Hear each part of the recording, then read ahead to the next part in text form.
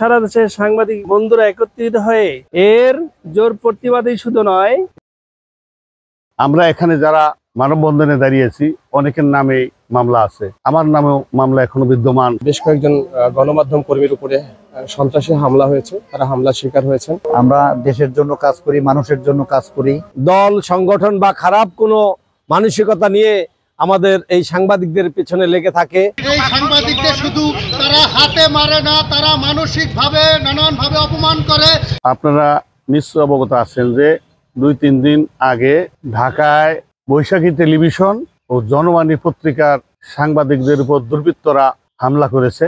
এই হামলা শুধু ঢাকার ওই 2 মিডিয়ার উপরেই নয়, এটা পূর্বে থেকেই প্রচলন যে সকল সাংবাদিকরা নিরপেক্ষভাবে তার লেখনির মাধ্যমে মানুষের নজর কাড়ে বিভিন্ন সংবাদ দিয়ে তাদের উপর যুগ যুগ ধরেই কিন্তু নির্যাতন, নিপীড়ন, অত্যাচার, হামলা মামলা এগুলি হয়ে যাচ্ছে।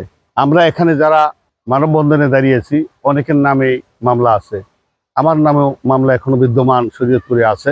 আমরা যখন কোনো গোষ্ঠী, কোনো দল, কোনো ব্যক্তির কোনো অসামাজিক কার্যক্রম, দুর্নীতি বা সন্ত্রাসী, ছিনতাই, বিভিন্ন অপকর্মের বিরুদ্ধে নিউজ করতে যায়, তখন তারা আমাদের উপর ক্ষিপ্ত হয়। ক্ষিপ্ত হইয়া তার ব্যক্তি স্বার্থ চরিতার্থ করার জন্য তিনি সংগঠিত হয়ে আমাদেরকে বিভিন্নভাবে মামলা হামলা দিয়া নির্যাতন, নিপীড়ন করে। একইভাবে ঢাকাতে যে ঘটনা ঘটেছে এইটাও তার অংশবিশেষ। আমরা মনে করেছিলাম যে পতিত সরকারের আমলে যেভাবে সাংবাদিকদেরকে গলা চেপে ধরেছিল, মানুষ কথা বলার অধিকার ছিল না, সাংবাদিকরা তার লেখনী, ক্ষুরধার লেখনী বন্ধ হয়ে গেছিল। আমরা আশা করছিলাম 5ই আগস্টের স্বাধীনতার মধ্য দিয়ে স্বাধীনভাবেই সাংবাদিকরা তার লেখনী লিখতে পারবে, কিন্তু আমরা কি দেখলাম যে পূর্ব থেকে যেটা প্রচলন হয়ে আসছে সেই ধারাবাহিকতা এখনো অব্যাহত আছে। আমরা এই ধারাবাহিকতা বন্ধ করে সাংবাদিকদেরকে তার মত প্রকাশের জন্য, স্বাধীন মত প্রকাশের জন্য ব্যবস্থা করা হোক, তাদের জীবনের নিরাপত্তা দেওয়া হোক। বেশ কয়েকজন গণমাধ্যম কর্মীর উপরে সন্ত্রাসী হামলা হয়েছে, তারা হামলার শিকার হয়েছেন। আমরা আসলে এর আমরা তীব্র নিন্দা জানাচ্ছি এবং এর প্রতিবাদ জানাচ্ছি। আমরা আসলে আমার সহকর্মী কিছুক্ষণ আগে একটি কথা বলেছেন যে আমরা বিভিন্ন সময়ে সাংবাদিকদের উপরে হামলা, নির্যাতনের প্রতিবাদ জানানো এবং তার বিচারের দাবিতে আমরা মানববন্ধন নিয়ে রাজপথে আসি। আমরা আসলে কলাম সৈনিক, আমরা আমাদের লিখনির মাধ্যমে জাতিটাকে সামনের দিকে এগিয়ে নিয়ে যেতে চাই। আমাদের পেশাদারিত্ব দায়িত্ব পালনের ক্ষেত্রে আমরা আমাদের দায়িত্ব পালনের ক্ষেত্রে অবশ্যই প্রশাসনের সহযোগিতা কামনা করব এবং যারা এই হামলার সাথে জড়িত তাদের দ্রুত বিচারের আওতায় এনে দৃষ্টান্তমূলক শাস্তি দাবি করছি। আজকে আমরা এখানে দাঁড়িয়েছি সহকর্মীদের উপর নির্যাতন, হামলা এবং চাপ প্রয়োগের প্রতিবাদে। আমরা বর্তমান সরকারের কাছে আহ্বান জানাবো, গণমাধ্যম কর্মী, গণমাধ্যমের প্রতিষ্ঠানের উপরে যাতে কোনো শক্তি, কোনো সন্ত্রাসী গোষ্ঠী হামলা করতে না পারে, এই আহ্বান থাকবে।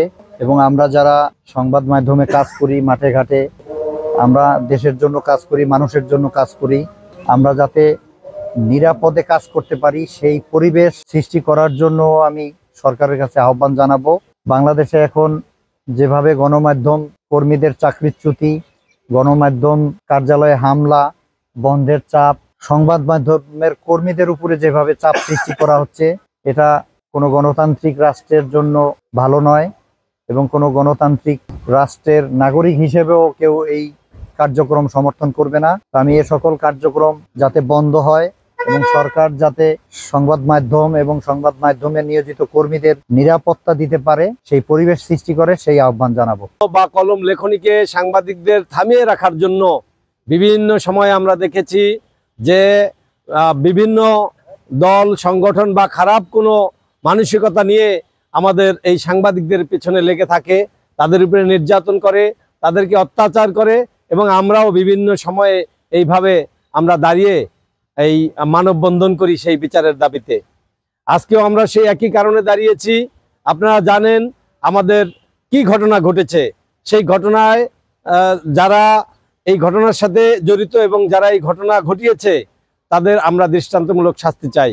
পাশাপাশি আমি আরেকটি কথা বলতে চাই, আমরা আজকে যে দাবিতে মানববন্ধনে এখানে দাঁড়িয়েছি, বিচার যেন ওইভাবেই হয় যে এই মানববন্ধন থেকে যেন আমাদের সর্বশেষ মানববন্ধন হয়, এরপর যেন সাংবাদিকদের অত্যাচার, সাংবাদিকদের কে কোনো ধরনের সহিংসতার প্রতিবাদ বা বিচার চেয়ে যেন আমাদেরকে আর এই মানববন্ধন করতে না হয়, রাস্তায় দাঁড়াতে না হয়। আমরা ওই ধরনের বিচার চাই।